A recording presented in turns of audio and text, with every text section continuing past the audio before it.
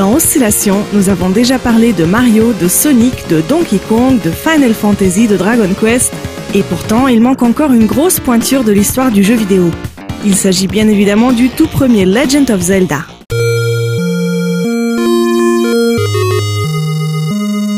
Le jeu est sorti en 1986 pour le lancement du Famicom Disk System, abrégé FDS, une extension de la Famicom qui permettait de stocker des jeux sur disquette. Le jeu a également été réédité sur cartouche Famicom, mais seulement 8 ans plus tard, en 1994. Avant de vous parler de la musique du jeu, composée bien sûr par Kondo Koji, célèbre aussi pour sa musique dans la franchise Mario, je voudrais attirer votre attention sur un fait important. The Legend of Zelda sur NES et Zelda no Densetsu sur le Famicom Disk System sont graphiquement identiques en tout point. Mais le chipset son du FDS étant plus puissant que celui de la NES, on peut noter des différences assez importantes au niveau de la bande son. La plus grande d'entre elles concerne incontestablement le thème d'ouverture du jeu. Les voici tous les deux en comparaison.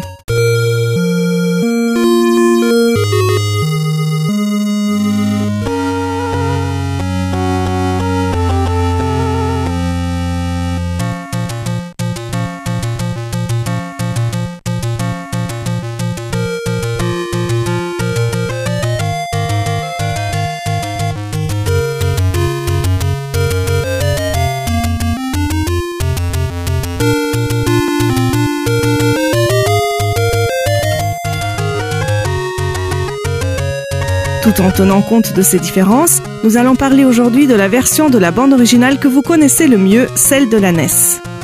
Et plus précisément, nous allons voir la musique principale du jeu, en commençant bien sûr par ce magnifique thème d'ouverture.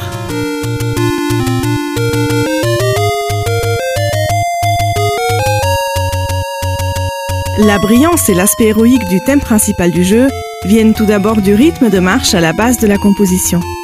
Mais il vient aussi de notre fameuse carte héroïque. Nous l'avons abordée en détail dans l'épisode dédié au thème de Dragon Quest. La carte héroïque est un intervalle qui nous vient du Moyen-Âge et qui est souvent employé pour donner un air annonciateur à la musique. Le thème de Zelda commence justement par 5 cartes consécutives.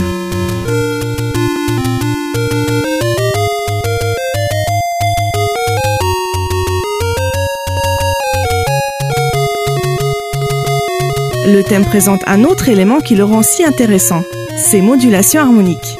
En effet, le morceau ne reste pas 2 mesures dans la même tonalité. Il module d'un ton à l'autre, de majeur en mineur, en passant par des degrés invraisemblables. La musique en acquiert un très grand dynamisme et reste toujours surprenant pour l'auditeur. La mélodie du thème d'ouverture peut aussi être qualifiée de narrative. Si vous écoutez bien, vous allez vous rendre compte que ces mouvements pourraient très bien correspondre à la mélodie d'un récit, avec ses accents, ses pauses, ses hauts et ses bas. C'est un peu comme si Kondo Koji avait voulu mettre en musique le texte d'introduction qui est affiché au début du jeu.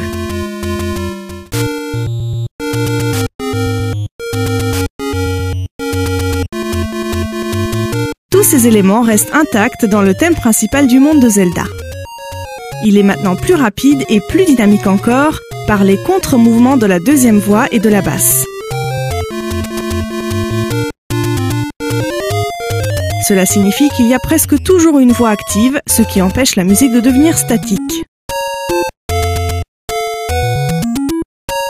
Elle représente ainsi parfaitement le déplacement du personnage et ses combats. Les plus attentifs d'entre vous ont sûrement déjà noté les éternels chromatismes qui apparaissent dans les 3 voix du morceau.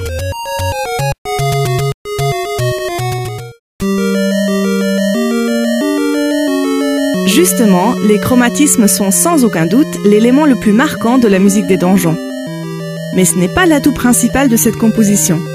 Une particularité qu'il faut noter ici est que la mélodie se trouve dans la voix la plus grave.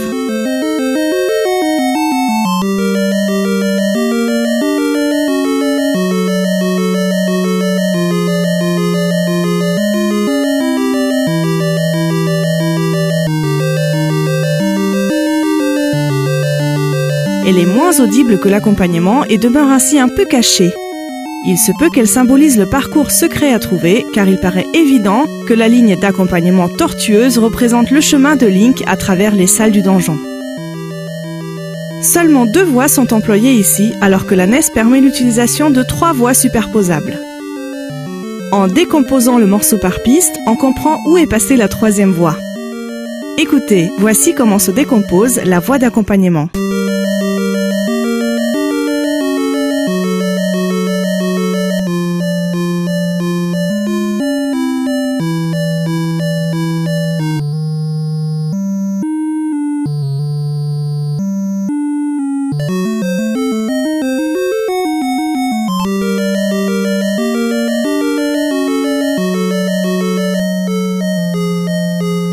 La décomposer de cette manière est un véritable coup de génie de la part de Kondo Koji, car il obtient ainsi une fluidité hors pair impossible à atteindre avec une seule piste.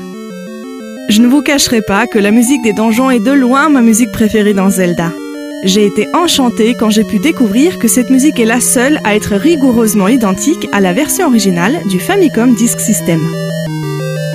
Il reste encore tant à dire sur la bande originale de Legend of Zelda.